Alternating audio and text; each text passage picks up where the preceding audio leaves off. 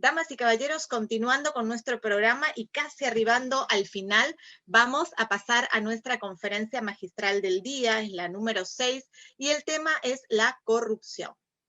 Para lo cual, desde Argentina viajamos a México. Nos va a acompañar la doctora Guillermina María Eugenia Baena Paz, a quien invito para que vaya compartiendo la pantalla y vaya ubicando su cámara, y vamos a conocer brevemente su impecable trayectoria profesional.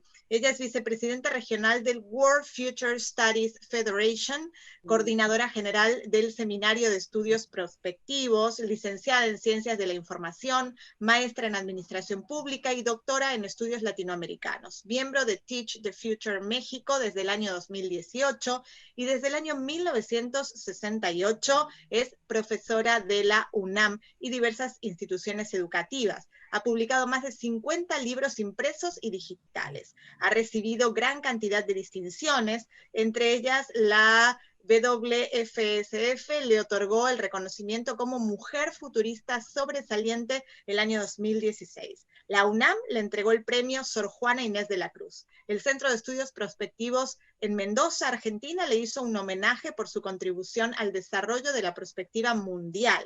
Obtuvo un reconocimiento del jefe de gobierno de la Ciudad de México por su metodología con visión prospectiva en la construcción de políticas públicas para la infancia. Obtuvo un reconocimiento al mérito universitario por sus 50 años de labor académica otorgado por la UNAM. Realmente un lujo para nosotros desde este primer Congreso Internacional Plan Futuro 2020, perspectivas para una nueva era, de contar con su presencia desde México. Muy bienvenida y buenas noches, doctora Guillermina María Eugenia Baena Paz. Muchísimas gracias, al contrario, es un gusto estar con ustedes y gracias por la invitación también.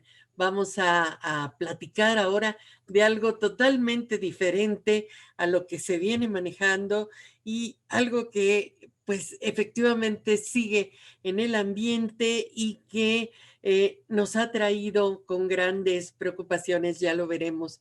Pero quisiera yo contestarle al doctor Luis Escobar cuando dice que en prospectiva no hay descanso. Claro que no hay descanso porque la prospectiva está en el futuro y como todavía no sucede, la vamos persiguiendo. Bueno, muy bien. Vamos a platicar sobre corrupción. Un poco un diagnóstico para poderla entender, pero sobre todo enfrentar, ¿sí? En latín, romper, todo viene de con, todo y romper, romper, o sea, corromper. La corrupción no va a dejar nada intacto y va a destrozar la trama de la sociedad. Construimos opiniones acerca del otro sobre lo que nosotros mismos le hemos hecho. Decía Molière, el que quiere matar a su perro lo acusa de tener rabia.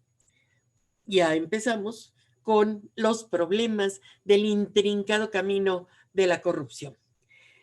La corrupción es endémica. Ha sido una tendencia histórica desde tiempos de la colonia.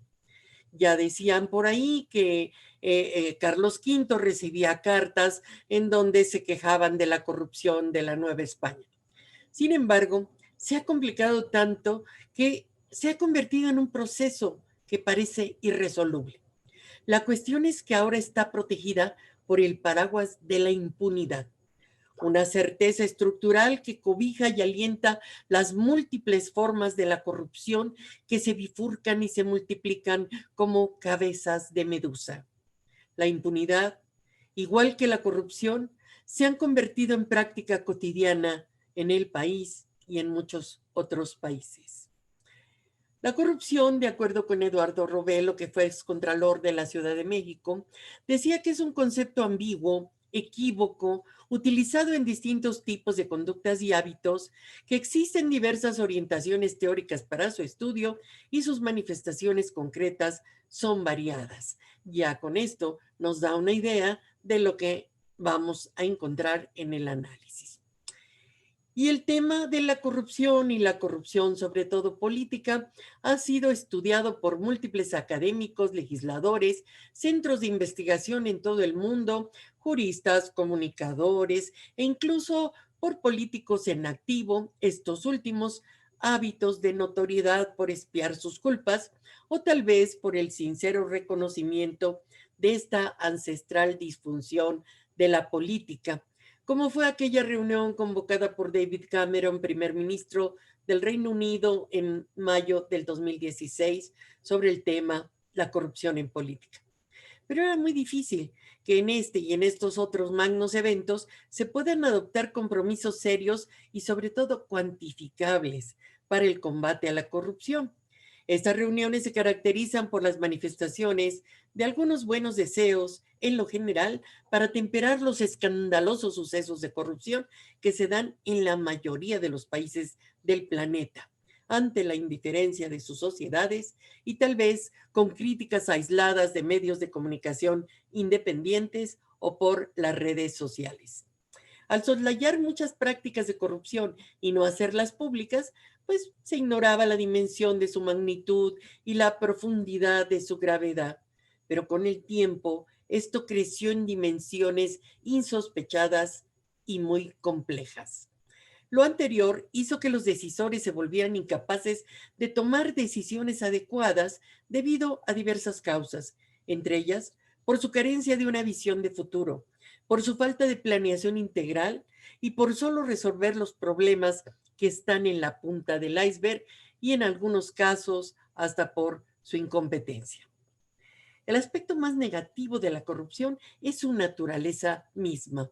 Adopta tantas formas y cubre tal variedad de actividades públicas que frecuentemente se hace difícil para el hombre de la calle reconocerla por lo que es, ya que los corruptos son hábiles al ocultar sus actos ilícitos y cubrir todo rastro.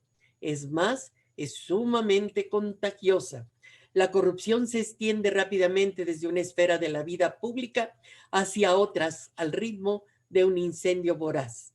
Son pocos los que entran en contacto con ella y logran escapar a la contaminación, menos aún hacerle frente cuando tantas personas a su alrededor caen en sus tentaciones. La corrupción es seductora, promete recompensas no merecidas y con frecuencia las produce sin ser detectada ni mucho menos sancionada.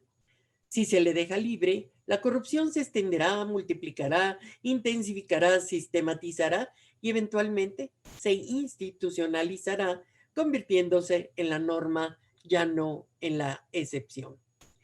Si no se controla, la corrupción oficial eventualmente resulta en una debilidad de Estado, que incluye todo tipo de indisciplina social que obstaculiza la efectividad del gobierno y obstruye el desarrollo nacional, lo que conduce a una sociedad donde muy poco funciona como debería. Aumenta el malestar social y se recurre a la represión para evitar el colapso total. Es más, conduce a un cinismo generalizado que engendra la desesperanza. La ambigüedad mata. Todos son o pueden ser corruptos. El juego de la vida nos pone siempre en la tesitura de ser honestos o corruptos. Sabemos que unos u otros actuarán de esa manera, tanto para los que no conocemos como para la opinión ciudadana de la población. Cuando podemos ser más hostiles y agresivos, pensamos que los otros son corruptos. Todos los perros son rabiosos. Somos hostiles con quienes creemos que pueden traicionarnos. Es el miedo a pasar por idiotas, a confiar en otro que no nos retribuye de la misma manera. Entre creencias que todos son corruptos y confianzas de que pueden ser corruptos, lo que mata es la ambigüedad. Falta de transparencia y opacidad sobre trámites y servicios, procesos opacos y discrecionales y mucho, mucho más. Cierto, la corrupción es el peor mal de muchos de nuestros países.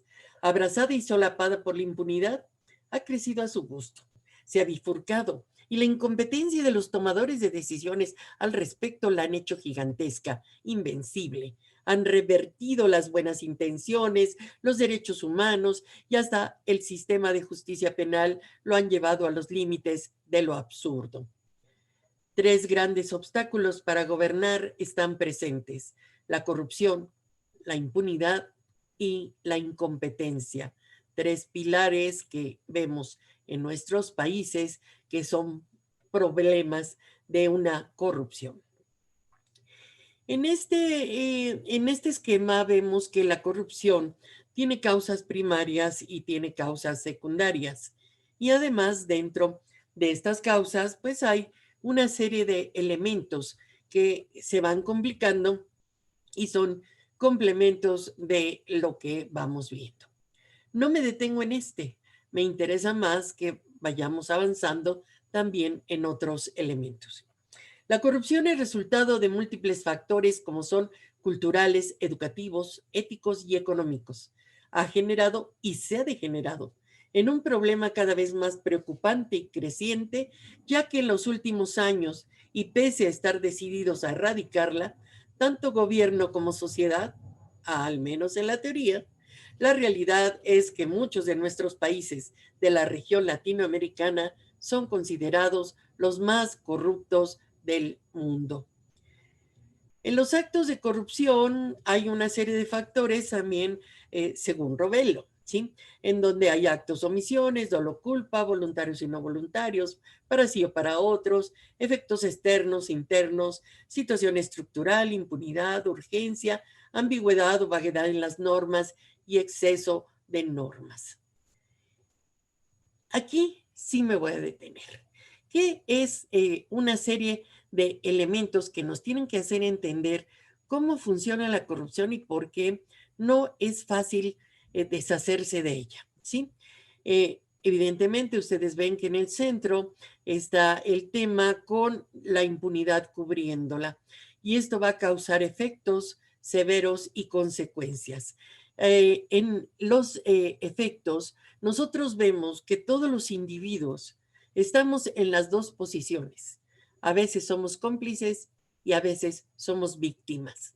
En esto nos vuelve el problema bastante complejo, que a nivel de consecuencias, pues vemos que hay un pragmatismo en las acciones. Ha sido muy insuficiente la acción de las ONGs que prácticamente no han llegado más que a ciertas críticas y visiones de la realidad, pero no han pasado más allá. Sí ha habido una destrucción de valores donde es una clara pérdida de la moral de un lugar, de un país, de una cultura y que ha dañado mucho la condición humana. Hay una gran desconfianza y se ha hablado por una parte de una cultura del estigma, ¿sí? De repente por ahí un funcionario de altísimo nivel dijo, todos los mexicanos son corruptos, somos corruptos. Y entonces aquí nos estigmatizan ya de entrada. Y claro, sobre esta desconfianza hay una desilusión y una frustración individual de situaciones que no podemos controlar. Y también, por otra parte, hay una censura y autocensura, un miedo y una violencia a hacer denuncias, ¿sí? A hacer las denuncias que quisiéramos nosotros que fueran atendidas por un sistema penal y de justicia que ya una vez permeado por la corrupción, se vuelve también un sistema deshonesto y frente a un sistema penal inacabado, va a mostrar su incompetencia para resolver y para dar soluciones a las situaciones. Y esta incompetencia jurídica se vuelve también una incompetencia gubernamental por la misma razón de la internalización de la corrupción en gobiernos, en policías, en fuerzas armadas, en todos estos aparatos, ¿sí? Por otra parte, también tenemos el efecto del entorno, donde el Internet, las redes, la posverdad desvirtúan la atención hacia los medios, los reporteros, hacia secciones de oposición. Entonces hay una gran impotencia social y una ceguera social como consecuencia de todos estos efectos también. No los perdamos de vista porque son cuestiones que nos van a ir haciendo entender qué es lo que está sucediendo con la corrupción.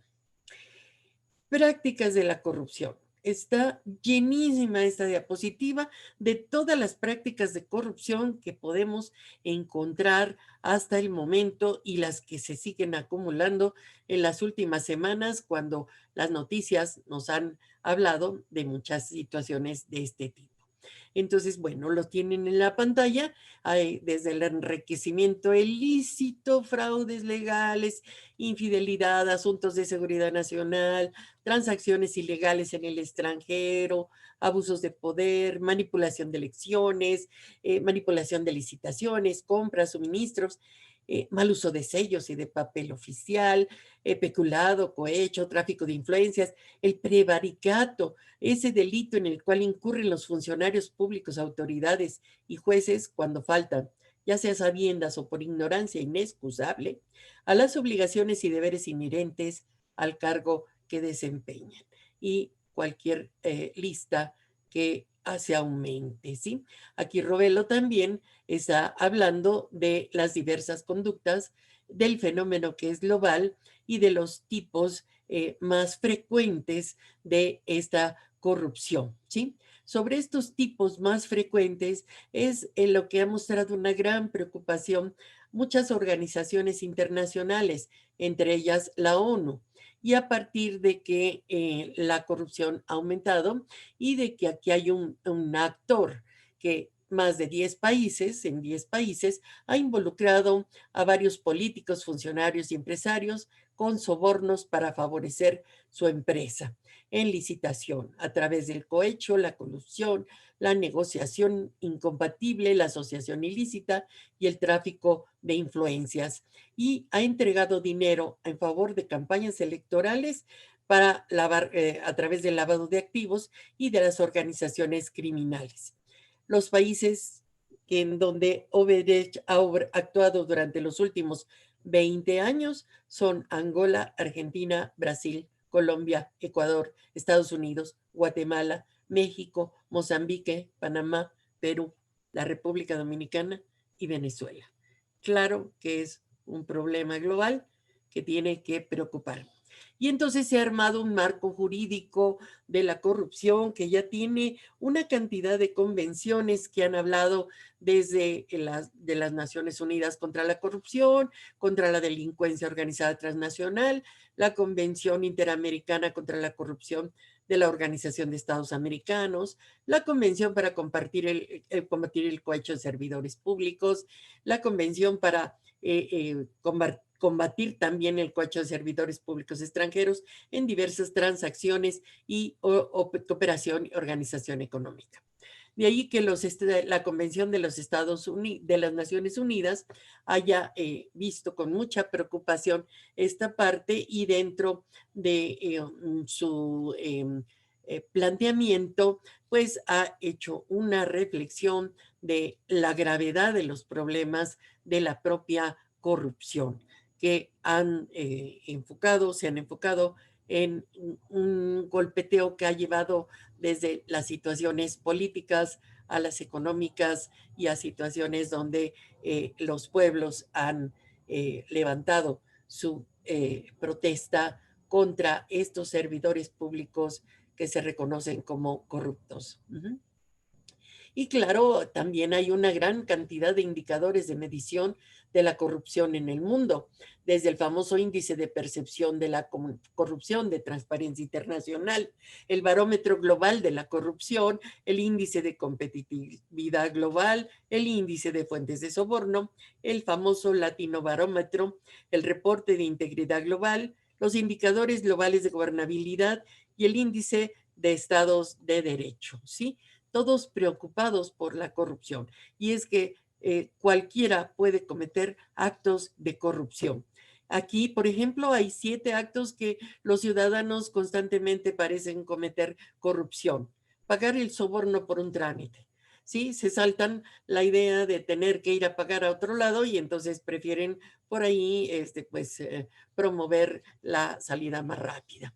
Comprar piratería, tirar basura fuera de los contenedores, robarse la luz, comprar y consumir drogas, sobre todo cuando no estaban legalizadas, destruir la propiedad pública, plasmando grafitis, rayando paredes, bancas, las cuestiones, las carreteras federales, etcétera, y no respetar las señales de tránsito. Fíjense hasta qué elementos tan específicos se manejan. Pero vamos a unas reflexiones sobre una necesaria visión prospectiva, porque ¿cómo es que llegamos hasta acá? ¿Sí? Ayn Rand dice, cuando advierta que para producir necesita obtener autorización de quienes no producen nada, cuando compruebe que el dinero fluye hacia quienes trafican, no con bienes, sino con favores, cuando perciba que muchos se hacen ricos por el soborno y por influencias y no por el trabajo, y que las leyes no lo protegen contra ellos, sino que por el contrario, son ellos los que están protegidos contra usted, cuando reparen que la corrupción es recompensada y la honradez se convierte en autosacrificio, entonces podrá afirmar, sin temor a equivocarse, que su sociedad está condenada. No podemos permitirlo porque sería una sociedad sin futuro. La corrupción es condenable no solo porque revela la falta de la ilegalidad en la que se vive. Es un lastre por los enormes costos económicos, políticos y sociales que ocasiona en los países que la padecen y que la ven como una práctica normal o natural en las transacciones de la vida cotidiana. La corrupción entraña costos económicos importantes para países en los que su prevalencia rebasa un cierto umbral. Todas las encuestas apuntan a que la corrupción es un obstáculo a la productividad, a la competitividad, a la inversión y por tanto al crecimiento. Aquí vamos a ver algunos detalles para poder entender qué es lo que sucede, por qué hay tanta corrupción, por qué está tan metida, por qué este tejido fino que tenemos que ir haciendo nos puede llevar a entenderlo y a modificar, a transformar o a gestionar, en su caso, la situación. Los pueblos procesan en diferentes tiempos la confianza en contra los demás. El asunto es que si una persona se desarrolló en una cultura basada en la confianza o en la desconfianza, el cerebro ajusta su máquina. ¿Podemos decir acaso que son menos corruptos los noruegos que los mexicanos? No, el problema es vivir en una sociedad que da confianza, lo que va a hacer la diferencia. Estamos ante un problema cultural y neuronal. Tendemos a confirmar lo que ya creemos y a veces esto lleva el sesgo de la percepción y de nuestras creencias. Los recovecos del cerebro lo permiten. El cerebro reacciona con dopaminas y energéticamente ante el placer y la recompensa, como igual lo hace al sexo y al chocolate. Y mucho ojo, también ante una acción solidaria. Ahí están los fundamentos del capital social. Ser bueno tiene valor. Ahí está la respuesta de por qué una acción solidaria nos produce felicidad. Si hay generosidad, el otro la retribuye. La acción cooperativa es donde todos ganan. Es el circuito neuronal de la reputación social. Mientras no se ejecute una verdadera sanción administrativa y sobre todo penal, la sociedad continuará con la incertidumbre ante la inseguridad jurídica que representa la corrupción para inhibir todo tipo de inversiones y sobre todo de confianza.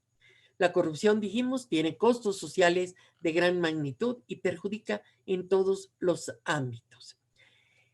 Y nosotros tenemos que buscar efectivamente la manera de que este mecanismo de la corrupción no se haga cada vez más complicado. El ejemplo está en este esquema, ¿sí? Ustedes saben que se conoce como delito de huachicol el robo que hace mucha gente de las tuberías de la empresa petrolera Pemex de gasolina. Y entonces, ¿qué es lo que hay allí metido? ¿Sí? En el centro obviamente hay violencia y corrupción, donde precisamente hay una serie de situaciones que se empiezan a complicar. Hay desde grupos especializados que van a robarse, saben cómo manejar este tipo de gasolina, donde también ex empleados de la petrolera están coludidos con ellos y empiezan a integrarse a bandas criminales que pues empiezan a vender el huachicol en cuestiones menores. Y en cambio también los cárteles están presentes para hacer negocios mayores, ¿sí? Y estos cárteles también involucran a las autoridades de seguridad pública y luego hablan con empresarios que ya sea por voluntad o amenaza van a vender en las gasolineras el huachicol, ¿sí? Pero también, y aquí esto es también muy preocupante, ya están involucradas las comunidades, ¿sí? Las comunidades apoyan para esta red del mecanismo del delito. Un poco similar se van dando los mecanismos de corrupción donde prácticamente todos están enredados con todos. Uh-huh. Otros elementos que vamos a ir agregando es que junto al Homo sapiens existen y florecen dos especies derivadas, dice. El Homo fraudes, que usa el engaño, y el Homo predator, que es depredador como las bestias para sus compañeros. ¿Sí? Ambos están actuando y actúan en función también de una corrupción. ¿Sí? Y entonces no perdamos de vista que existen estos dos tipos de también que van a actuar dentro de la corrupción. Y la imagen de la corrupción está más introducida a la propia política porque allí es donde hay una creciente desconfianza. La corrupción, entonces, este punto es clave también, se da como un sentimiento de injusticia, de desigualdad. Fíjense en esta parte, el dolor no es por la corrupción, sino por la impunidad. La corrupción desencadena en las mentes de las personas un sentimiento de injusticia, no solo porque sea una manera de romper las reglas o desviar los dineros públicos, sino porque atenta contra un instinto humano fundamental de justicia.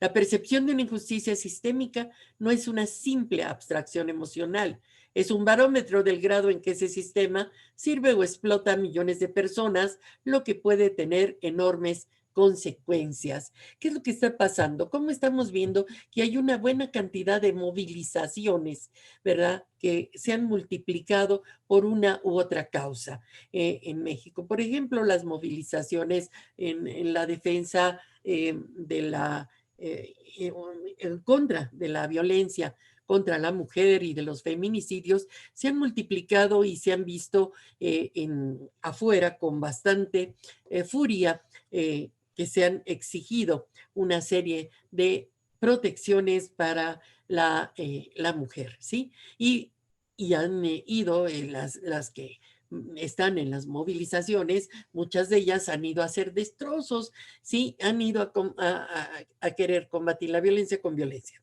Entonces, esto lo explicamos en este sentido, ¿sí? El dolor es más por la impunidad, no hay castigados, no hay una justicia que se haga y este derecho fundamental de justicia desata una ira contenida cuando no se satisface. Ojo por ahí.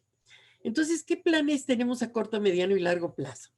Si no resolvemos la corrupción, la gestionamos, ¿sí?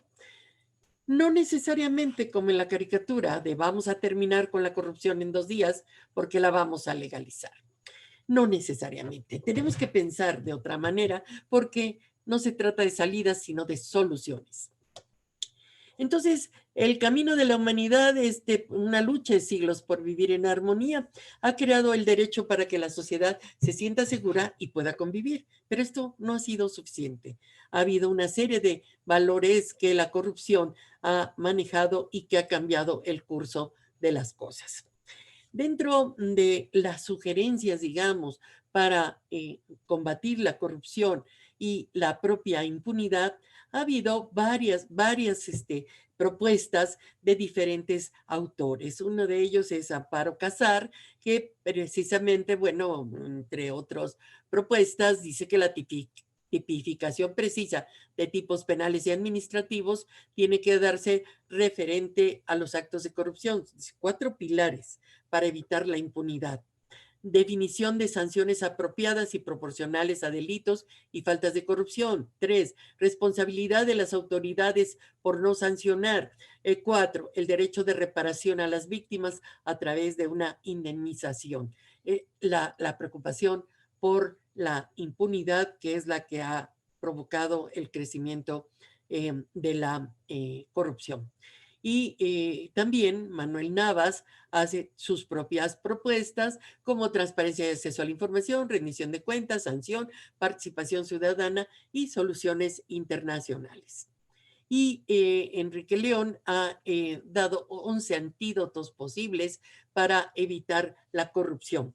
Tolerancia cero en malas prácticas, distribuir el esfuerzo fiscal en forma justa y equitativa, combatir las desigualdades económicas y sociales, libre acceso ciudadano a datos e informaciones, abatir paraísos fiscales, regulación más estricta de mercados y sectores financieros, reformas institucionales en sistemas impositivos y aduaneros, congresos, sistemas, contratistas de gobierno en torno a los actores de estas instituciones, mayor transparencia y supervisión pública en los tomadores de decisiones y jurídicos, y incluir en los programas de estudio a nivel primario las materias primario, secundario, preparatorio y profesional, las materias de ética y deontología como fundamentales. Hace unos años desapareció el civismo, donde se veía estos temas de los planes de las escuelas, y entonces esto también ha ocasionado una serie de prácticas pésimas de corrupción. Y la última propuesta de antídoto de Enrique León dice el establecimiento de modelos cibernéticos donde se establezcan mecanismos eficientes de comunicación, control, supervisión y constante monitoreo por parte de fiscalías especiales de estados nacionales y sus órganos legislativos correspondientes. Hay que sanear definitivamente, para allá van los autores, a la administración pública. Esta acción de gobernar ha impactado negativamente en todas las decisiones. Se han creado incluso elefantes blancos para que dentro de esta administración, estos elefantes blancos de repente han llegado a gobernar por el principio de Peter, y en la administración se ha llamado administración por ocurrencias, o solo hago lo que me toca siempre y cuando sea en horas de oficina. Esto también viene a ser una acción de corrupción, intencional o no intencional, pero finalmente lo es, ¿no? Y hay toda una planeación tendencial que se repite, que no se ha cambiado durante muchos años. Se han creado feudogramas y pequeños cotos de poder que se han prestado también a la visión de la corrupción. Y esto tiene que ver con una evidente falta de coordinación intergubernamental, intersectorial o interinstitucional, que ha llevado al desgaste y desperdicio de recursos, al exceso de planes, programas y proyectos que poco se concretan en la realidad. Parecen a veces el país del sopilote estreñido que solo planea y no obra. Normatividad. Entonces, estamos llegando ya a situaciones de propuestas. Respetar y promover la normatividad y políticas en cuanto al combate a la corrupción en todos sus aspectos. Todo gobierno trabaja con políticas públicas para el bienestar de su comunidad, y una política pública es una decisión para la acción pública, que se va a construir sobre la base de necesidades y demandas, aportación de información, ideas y sugerencias que la comunidad da para que las decisiones sean más acertadas. Gobernar con perspectiva gubernamental requiere una estrategia múltiple de varios frentes: sanear la administración pública, anticipación política para administrar el cambio, una democracia anticipatoria donde la gente participe, sí, de una normatividad, transparencia, una participación ciudadana también en otros aspectos, y una comisión internacional contra la corrupción y la impunidad. ¿Sí? Este es prácticamente el esquema de lo que estamos proponiendo atacar en varios frentes con la perspectiva gubernamental. Tenemos que entender que la corrupción es un proceso que nuestro cerebro enfrenta en la inteligencia humana. en vez de salidas violentas y primitivas. Ayer, prevención y sanción. Hoy, alguien por aquí, algún candidato dijo que a los corruptos hay que cortarles la mano, ¿sí? Mañana se pedían también en otros momentos la castración química, pero ¿qué va a pasar pasado mañana? Los instintos animales son salidas, no son soluciones. La única manera de salir de este círculo vicioso es sembrar certeza y confianza. Juntos podemos combatir la corrupción de manera transversal y con enfoque multidisciplinario, pero no solo en la punta del iceberg. Trabajemos realmente por restaurar el capital social de la confianza. El plan a mediano plazo sería máxima publicidad y transparencia de todo lo referente a la acción pública, amplia difusión a la ciudadanía que va a ser corresponsable en el combate a la corrupción, rendición de cuentas supeditada a criterios de fiscalización. La información va a ser un prerequisito de la prospectiva. El punto es evitar la neblina informativa en que se mantiene a la colectividad por parte de actores que manipulan la información para ocultar las prácticas corruptas. Igualmente, las nuevas tecnologías van a permitir un gobierno más abierto, cercano e interactivo y deben apoyar su tarea al difundirla entre las redes. El plan permanente de participación ciudadana tiene que darse necesariamente como una promoción permanente de una cultura anticorrupción con apoyo de medios de comunicación y redes sociales, basada en la información sobre hechos de corrupción y sus daños y en la adquisición de una serie de hábitos y prácticas cotidianas de denuncia apoyadas con sanciones efectivas para evitar la impunidad. Promover la transformación de actitudes de respeto y honestidad sobre medio ambiente, los recursos naturales como el agua limpia, la responsabilidad intergeneracional, que también ya hablaron en los ponentes anteriores, enfrentar el reto de que no haya tragedia para los comunes ni para los bienes públicos globales. Diseñar un sistema de sabiduría colectiva con estrategias de información completa sobre temas de necesidades básicas y sociales. Importante también la posibilidad de integrar un observatorio ciudadano que informe y se informe de manera permanente y fomente la participación ciudadana en distintas formas de organización civil que participen en una vigilancia permanente. Ciudadanía y gobierno son responsables de no permitir la impunidad ni la corrupción. Y una de las tareas prioritarias, formar una comisión internacional con participación de la OCDE o de la ONU para que contribuya al funcionamiento de buen gobierno, denunciando y llevando al castigo a funcionarios y ciudadanos corruptos. Una comisión que genere confianza por su carácter internacional y que no sea solo local, convertida en juez y parte, sino vigilante permanente contra la impunidad y la corrupción. Y por último, un liderazgo ético. Alta lealtad se llama. Los gobernantes deben ejercer un liderazgo ético que refiere el entendimiento de la verdad acerca de los seres humanos y nuestra necesidad de significado. Hay que construir lugares donde los estándares sean altos y el miedo sea bajo. Sin un compromiso fundamental con la verdad, estamos perdidos. Si la gente no dice la verdad, un sistema basado en el Estado de Derecho tiende a disolverse. Si los líderes no dicen la verdad o no quieren oír la verdad de otros, no podrán tomar buenas decisiones ni mejorar a sí mismos y menos inspirar confianza entre sus seguidores, afirma James Comey. Los valores fundamentales serán 4: verdad, integridad, respeto y tolerancia. Integrantes de una alta lealtad que identifique la confianza entre las mentiras y que ejerza un liderazgo ético.